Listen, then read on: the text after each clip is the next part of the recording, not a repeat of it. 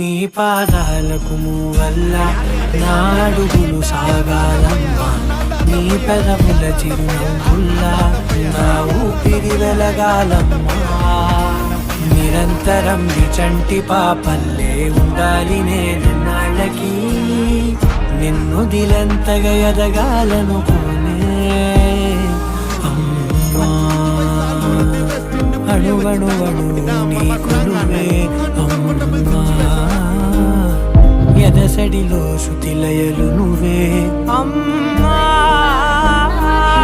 నీ కొలిచే శారదవే.